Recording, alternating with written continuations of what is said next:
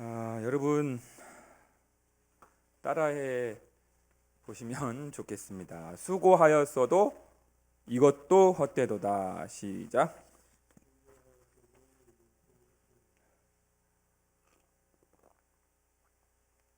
그런 제목으로 말씀을 증거하도록 하겠습니다.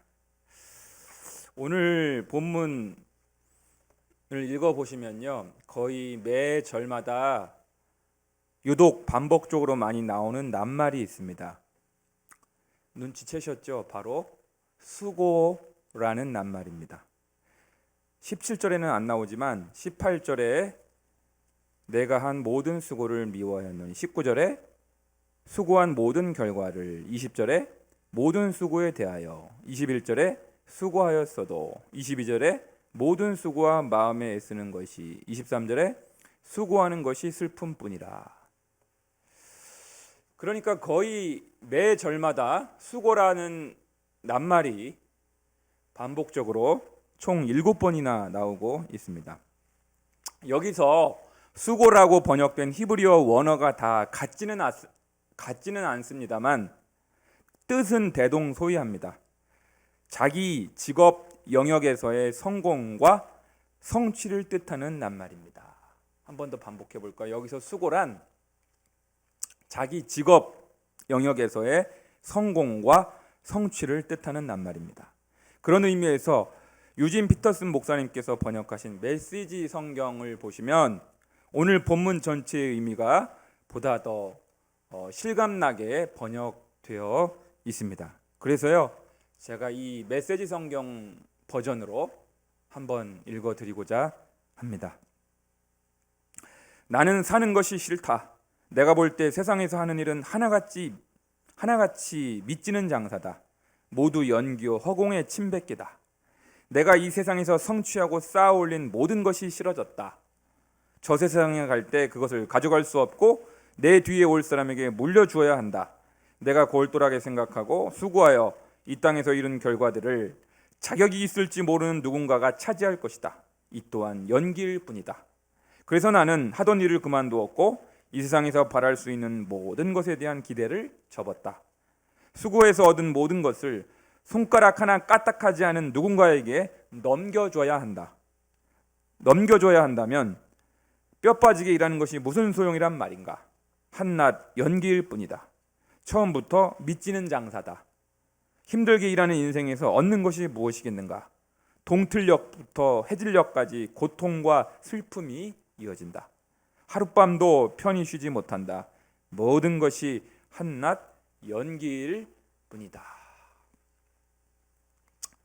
사랑하는 여러분, 물론 요즘은요, 조기 은퇴나 명예퇴직이 너무 흔하기 때문에 젊은 직장인들이 승진이나 진급을 그다지 좋아하지 않는다고 합니다.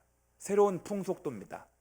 왜 그러냐면 진급이나 승진을 하게 되면 그만큼 빨리 회사를 나가야 하기 때문에 오히려 평사원으로 오래 남아있는 것을 더 좋아하는 세상이 되었습니다. 그러한 오늘날의 특수성을 충분히 인정한다고 하더라도 직업 세계에 몸담고 있는 대부분의 남성들과 여성들은 일반적으로 자기 직업 영역에서 성공하기를, 그래서 많은 성취를 누릴 수 있기를 원한다고 말씀드릴 수가 있습니다. 그래서 입지전적, 즉 어려운 환경을 이기고 뜻을 세워 노력하여 목적을 달성한 사람의 전기의 성격을 띠는 자서전들이 한때 유행한 적이 있었습니다. 돌아가신 어떤 대기업 총수는 시련은 있어도 실패는 없다라는 유명한 책을 남기지 않았습니까? 돌아가신 다른 어떤 대기업 총수는 세계는 넓고 할 일은 많다라는 유명한 책을 남긴 바가 있습니다. 그런데요, 재벌 1세가 고생하고 땀을 흘려 굴지의 대기업을 이룩하게 된 것과는 달리 그 아들인 재벌 2세가 그 엄청난 선대의 성공과 성취를 잘 계승하거나 혹은 더 낮게 발전시키는 사례는 드물다는 것을 종종 발견하게 됩니다. 사랑하는 여러분, 왜 아버지가 피땀 흘려 이룩한 성공과 성취가 그것을 물려받은 자녀 세대에 계승 발전하기보다 그렇지 못한 경우가 더 많은 까닭은 무엇일까요? 오늘 본문을 보시면 그 이유를 세 가지로 설명해 주고 있습니다. 첫 번째는요, 따라하지 않으셔도 됩니다. 후계자가 아버지의 업적을 반드시 계승 발전시킨다는 보장이 없기 때문입니다. 본문 여러분 19절을 함께 읽겠습니다. 19절 말씀. 가정 성소에 계신 분들도 시작. 그 사람이 지혜자일지 우매자일지야 누가 알냐마는 내가 해 아래에서 내 죄를 다하여 수고한 모든 결과를 그가 다 관리하리니 이것도 헛되도다. 거기 나오잖아요, 여러분. 여러분, 내 뒤를 이을 이에게 이제 가산을, 기업을, 회사를 이제 물려주게 될 터인데, 물려주어야 할 터인데, 후계자가, 후임자가 재벌 2세가 아들이 똑똑한 사람인지 어리석은 사람인지를 우리가 어떻게 여러분 보장하겠냐 이겁니다. 사랑하는 여러분, 굴지의 대기업을 일군 그 대기업 총수의 아들이 나름대로 뭐 유학도 갔다 올 수 있고요, 나름대로 장기간 경영 수업을 받았다고 하더라도 그 사람이 지혜자일런지 우매자일런지 어떻게 알 수 있겠습니까? 어떻게 판별할 수 있겠습니까? 반드시 성공적으로 회사 경영을 잘 하리라는 보장이 없지 않습니까? 여전히 그러한 불확실성이 있기 때문에 어떻게 될지 모르기 때문에 헛되다고 전도자가 말씀하고 있는 것입니다. 두 번째 이유가 있습니다. 두 번째 이유는요, 아버지가 피땀 흘려 이룩한 성취를 아무런 노력도 하지 않은 자가 물려받았기 때문입니다. 오늘 본문 21절에 나오죠. 21절 함께 읽겠습니다. 시작. 어떤 사람은 그 지혜와 지식과 재주를 다하여 수고하였어도 그가 얻은 것을 수고하지 아니한 자에게 그의 몫으로 넘겨주리니 이것도 헛된 것이며 큰 악이로다. 아멘. 그러니까 여러분, 피땀 흘려서 고생하고 정말로 이렇게 뼈 빠지게 고생한 사람은 누구예요? 아버지란 말이에요. 아버지가 재벌 1세 대기업 총수인데 피 한 방울을 안 흘려보고 땀 한 방울 안 흘려보고 손 까딱 한 번 안 해보고 그 아들이라는 이유로, 장남이라는 이유로 재벌 2세가 그냥 거저 물려받잖아요. 그 누리잖아요. 아버지가 이루어 놓은 성공과 성취를 그냥 거저 아들이라고 그 성공과 성취를 이어받는 것이잖아요. 혜택을 누리는 것이잖아요. 그리고 우리나라의 속담에 여러분 그런 게 있더라고요. 제가 너무너무 재미있는 속담이 있더라고요. 재주는 곰이 부려도 돈은 왕서방이 받는다. 그런 재미있는 속담이 있더라고요. 고생은 직사계 아버지가 다 했어요. 뼈 빠지게 고생했는데 그 아버지가 이루어 놓은 결실, 성공, 성취, 업적을 손 하나 까딱하지 않고 누가 혜택을 다 누립니까? 누가 누립니까? 아들이 누리잖아요. 재벌 2세가 생물학적으로 아들이라는 이유로, 장남이라는 이유로. 그래서 나온 속담이 재주는 곰이 부려도 돈은 왕서방이 받는다. 이런 속담이 나온 것입니다. 그렇습니다. 수십 년의 세월 동안 아버지의 고생의 결과물이 이 회사인데 단지 생물학적으로 아들이라는 이유로 그 회사를 거저 이어받게 되니까 전혀 고생을 해보지 못한 아들은, 손가락 하나 까딱해보지 않은 그 아들은 대체적으로 그 엄청난 성공과 성취를 핸들링할 능력이, 다룰 능력이 없는 것입니다. 소위 이걸 무혈입성이라고 합니다. 무혈입성. 한번 따라해 보실까요? 무혈입성. 네. 피 한 방울 흘려보지 않고 공짜로 거저 아버지의 고생한 결실을 다 받아 누리는 거예요. 혜택만 누리는 거예요. 그게 무혈입성인 거예요. 그래서 실패하는 경우가 적지 아는 것입니다. 세 번째 이유가 있습니다. 왜 아버지가 고생한 재벌 1세가 이룩한 그 대기업을 아들이 재벌 2세가 잘 계승하지 못하고 잘 수성하지 못하고 어려움을 겪는 경우가 많이 있는 이유는요, 쌓아놓은 업적이 많을수록 그것을 유지하기 위한 엄청난 노력이 동반되기 때문입니다. 23절 말씀 함께 읽겠습니다. 23절 시작. 일평생에 근심하며 수고하는 것이 슬픔뿐이라 그의 마음이 밤에도 쉬지 못하나니 이것도 헛되도다. 아멘. 여러분, 아버지가 성공을 했어요. 아버지가 놀라운 성취를 일으켰습니다. 큰 회사를 일구었습니다. 그런데 왜 밤에도 쉬지 못합니까? 성공했다는데, 엄청난 성취를 이루었다는데, 큰 회사의 사장이 되었는데, CEO가 되었는데, 수백 명, 수천 명의 부하 직원을 거느리는 엄청난 회사의 사장이 되었는데 왜 밤에 못 잡니까?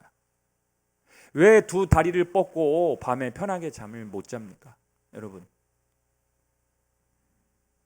사랑하는 여러분, 자기 직업 영역에서 성공을 했는데 왜 밤에도 쉬지 못합니까? 누군가 더 탁월한 경쟁자가 나타나면 어떡하지? 피땀 흘려 모아놓은 재산을 누군가가 가로채가면 어떡하지? 내가 혹시 실수라도 해서, 혹시라도 어떤 잘못을 해서 공든탑이 와르르 무너지면 어떡하지? 하는 걱정과 근심을 안 할 수가 없는 것입니다. 그래서 여러분, 아주 재벌들, 부자들 그렇게 대저택에 가보세요. 엄청나게 무슨 보안장치 막 쇠꼬챙이로 막 대문을 둘둘둘 말고 도둑이 들어올까봐 막 각종 보안장치, 쇠콤 장치를 막 해놓잖아요. 왜 그래요? 왜 그래요? 밤늦은 시각에 도둑이 침입할까봐 그러는 거잖아요. 그러니까 밤에 잠을 못 자는 거예요. 쉴 수가 없는 것이죠. 이와 같은 세 가지 이유 때문에 전도자는 직업 영역에서의 성공이나 성취마저도 헛되다고, 이것도 헛된 것이며 심지어 큰 악이로다. 21절에 큰 악이래. 여러분, 정말 아니 애써서 피땀 흘려서 성공해, 내가 성실하게 일해갖고 피땀 흘려서 내가 무슨 남의 재산을 훔친 것도 아니고 이게 왜 큰 악입니까? 그런데 이것도 헛된 것이며 심지어 큰 악이로다. 이렇게까지 부정적으로 탄식하고 있는 것입니다.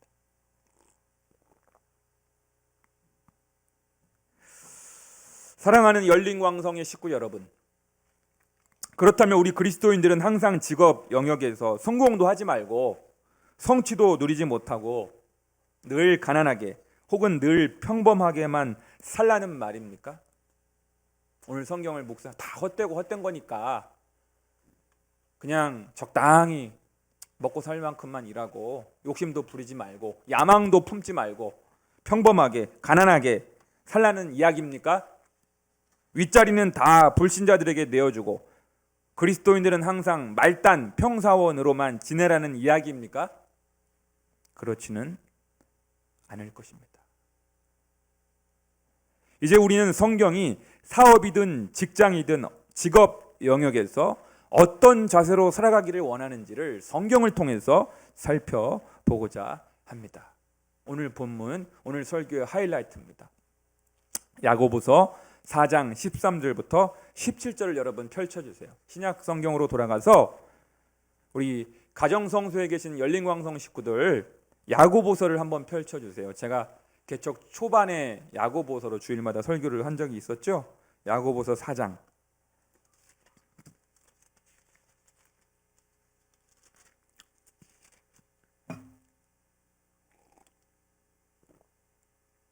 야고보서 4장 13절은 374쪽에 있습니다. 찾으셨어요?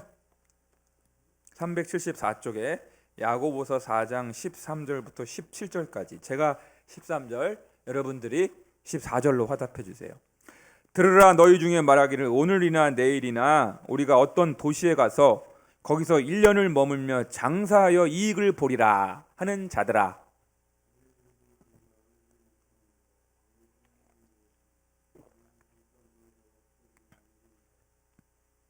너희가 도리어 말하기를 주의 뜻이면 우리가 살기도 하고 이것이나 저것을 하리라 할 것이거늘.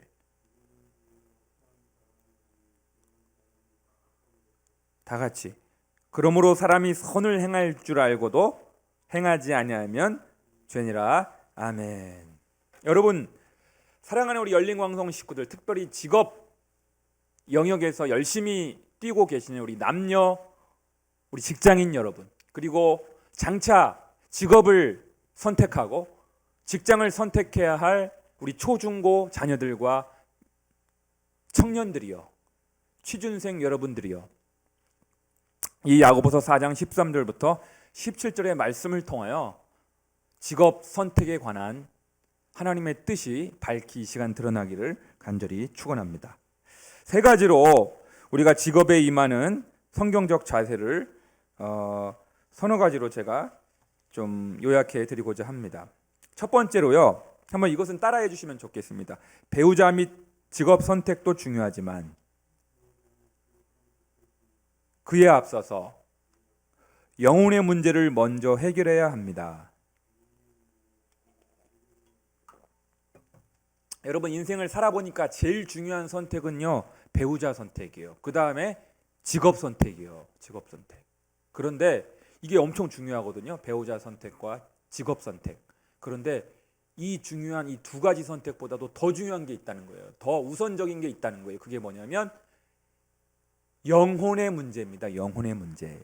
14절을 함께 읽겠습니다. 방금 읽은 야고보서 4장 14절만 시작.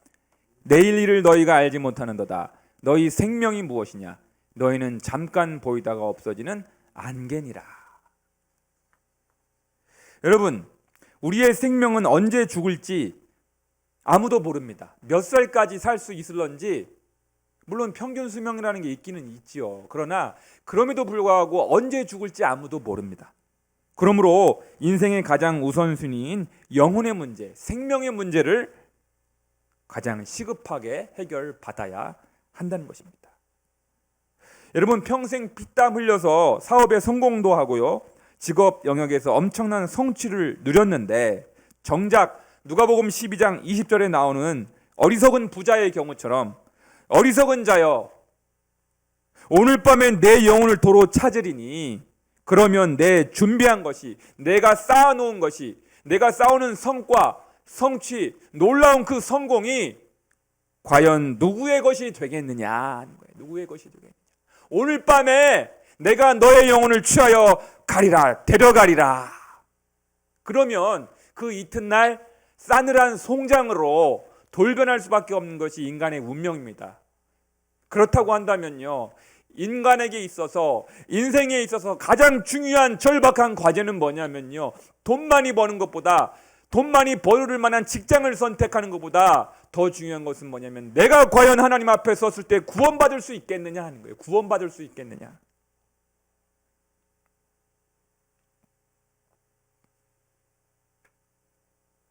그래서 여러분, 세상 사람들이 부러워하는 유명한 대기업 총수가 됐단 말이에요. 재벌 1세가 되었단 말입니다. 세상 사람들은 부러워할지도 몰라요. 그런데 정작 하나님의 심판대 앞에 섰을 때 어리석은 자여 오늘 밤에 내 영혼을 내가 도로 찾겠다. 너를 데리고 가겠다. 그럼 그 수많은 성공, 수많은 성취, 수많은 업적, 그분이 일구한 그 엄청난 그 대기업, 누구의 것이 되겠냐?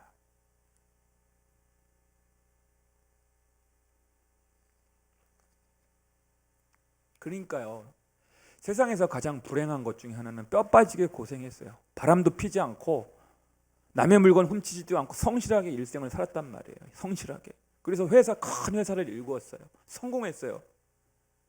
그런데 주님 만나지 못하였어. 예수 그리스도의 복음을 듣지 못하였어. 구원받지 못한다면, 지옥불에 떨어진다고 한다면 그보다 더 불행하고 참담한 일이 어디 있겠습니까? 그러므로 수시로 우리는 우리 죄의 문제를 어떻게 해결받을 것인지, 십자가 보혈의 은혜로 내가 죄사함 받았습니다. 나는 구원받았습니다. 나는 오늘 밤 하나님이 나를 데려가신다고 하더라도 나는 천국 갑니다. 떳떳하게 예수의 피로 정결함을 받았기 때문에, 예수의 피로 죄사함을 받았기 때문에 나에게는 구원의 확신이 있습니다. 죄사함 받았습니다. 이렇게 당당하게 떳떳하게 고백할 수 있으십니까? 여러분 안에는 하나님의 자녀라고 하는 분명한 아이덴티티, 자의식이 있습니까? 정체성이 있습니까? 나는 회사 사장이기 이전에, 큰 회사의 CEO라고 불리우기 전에 나는 하나님의 자녀라는, 그리스도인이라고 하는, 예수님의 제자라고 하는, 신랑 되신 예수 그리스도의 거룩한 신부라고 하는 분명한 자의식이 있습니까? 정체성이 있습니까? 아이덴티티가 있습니까? 그걸 먼저 확실하게 점검을 받고 그 다음에 배우자도 선택하고 직업도 잘 결정해야 한다는 것입니다.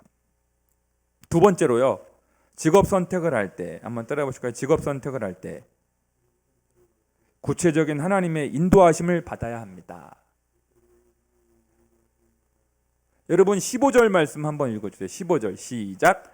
너희가 도리어 말하기를 주의 뜻이면 우리가 살기도 하고 이것이나 저것을 하리라 할 것이거늘. 야고보서 4장 15절 나오죠? 거기 보니까 보세요. 우리가 살기도 하고 이것이나 저것을 하리라, 직업을 선택하리라, 직장을 결정하리라 할 때 뭐가 전제 조건이 붙어요? 주의 뜻이면. 도대체 주님의 뜻이 뭘까 하는 거 묻는 거예요. 여쭤보아야 된다는, 하나님께 나아가서 하나님께서 저를 이 땅에 보내주신 목적이 무엇입니까? 왜 김광배가 이 땅에서 살아가야 할 존재의 이유가 무엇입니까? 하나님께서 나에게 주신 독특한 은사와 재능은 무엇입니까? 달란트는 무엇입니까? 나는 어떤 일을 할 때 시간 가는 줄 모르고 기쁘고 보람을 느끼고 있습니까? 그러니까 이러한 질문을 하나님 앞에 수시로 던져야 돼요. 성령의 인도하심을 받아야 돼요. 말씀의 인도하심을 받아야 돼요. 신실한 영적 지도자의 인도하심을 받아야 돼요. 신실한 믿음의 선배의 조언도 때로는 들어야 돼요.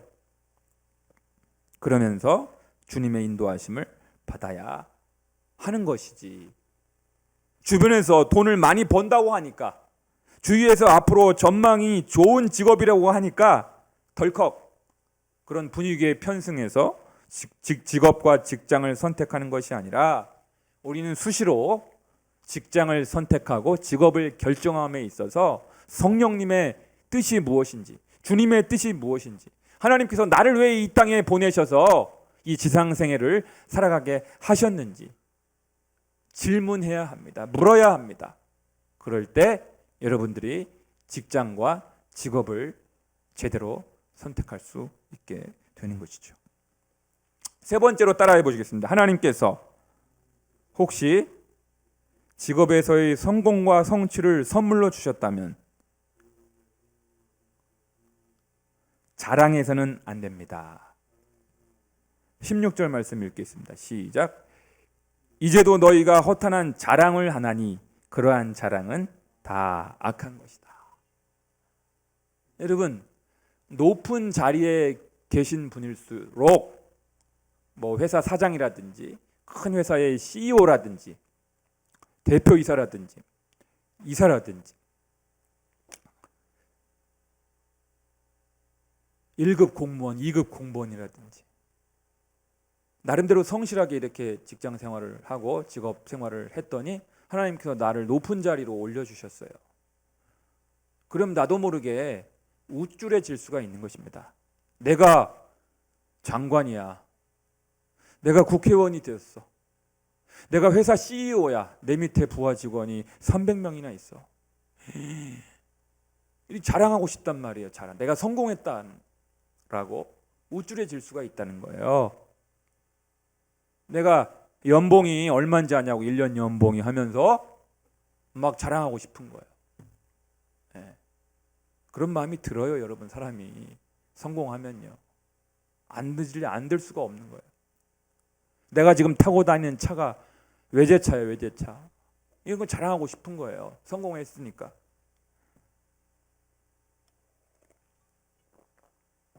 그런데 혹시라도 여러분, 우리 열린광성 식구들, 우리 초중고 자녀들, 청년 자녀들, 나중에 하나님께서 은혜를 베푸셔서 여러분들을 성공하게 하시고 형통하게 하시고 높은 자리로 올리우셨다고 했을 때 그때 꼭 겸손하시기를 바랍니다. 나는 아무것도 아닙니다.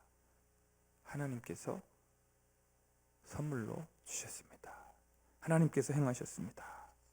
그렇게 고백할 수 있기를 바랍니다. 하나님께서 가장 싫어하시는 것이 교만이기 때문에 혹시 성공이나 성취의 자리에 있었을 때 반드시 겸손으로 허리를 동이시는 여러분들 모두가 되시기를 주님의 이름으로 간절히 축원합니다. 네 번째로요.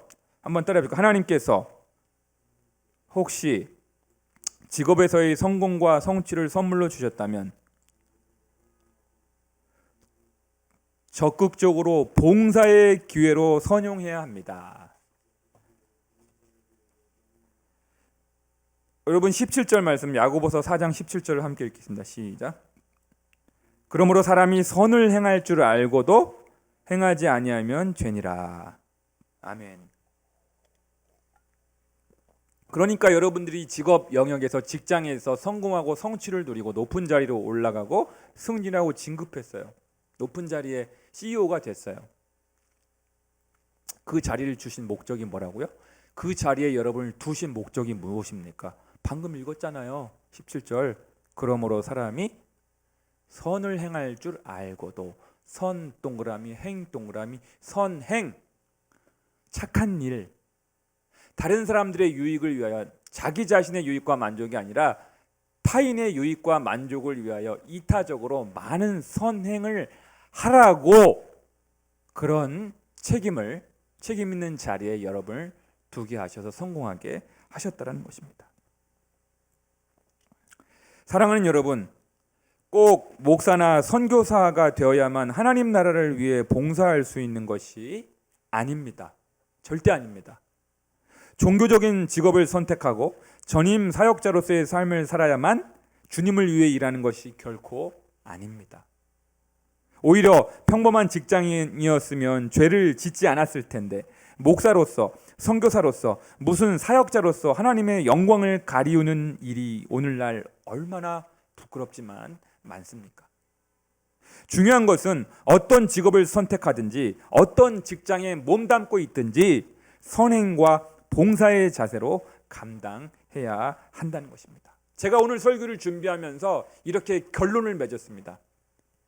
제가 만든 말입니다.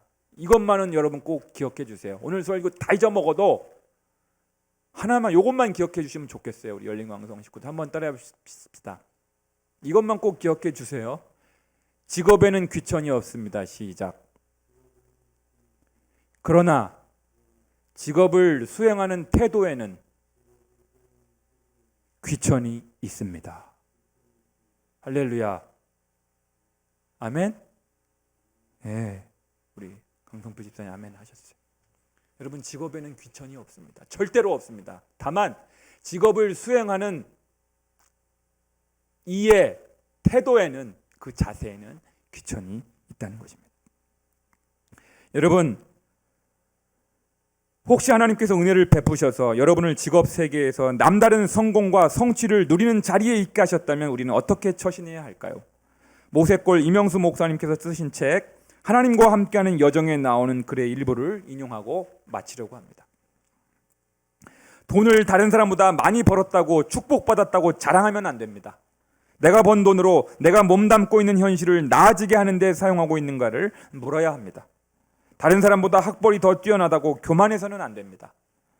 그 공부로 세상을 더 나아지게 하는 데 사용하고 있는가를 물어야 합니다. 다른 사람이 갖지 못한 재능이 있다고 자랑하면 안 됩니다. 내가 그것으로 세상을 더 나아지게 하고 있는가를 물어야 합니다. 다른 사람에게 부여되지 않은 높은 관직의 기회가 부여되었을 때 다른 사람보다 복을 더 받았다고 생각하면 안 됩니다. 진정한 축복을 받은 사람은 그 자리에서 조금이라도 세상을 나아지게 하는 사람인 것입니다. 그렇게 사는 것이 복 있는 자의 삶, 행복한 자의 삶인 것입니다. 아멘. 그렇습니다. 꼭 국회의원이나 장관이 되어야만 애국할 수 있는 것이 아닙니다. 어떤 직업이든지 어떤 직장이든지 어떤 자리에 부름을 받았든지 조금이라도 세상을 아름답게, 세상을 향기롭게, 세상을 나아지게 하시는 그리스도의 향기로 살아가시는 저와 여러분들이 되어야 할 줄로 믿습니다.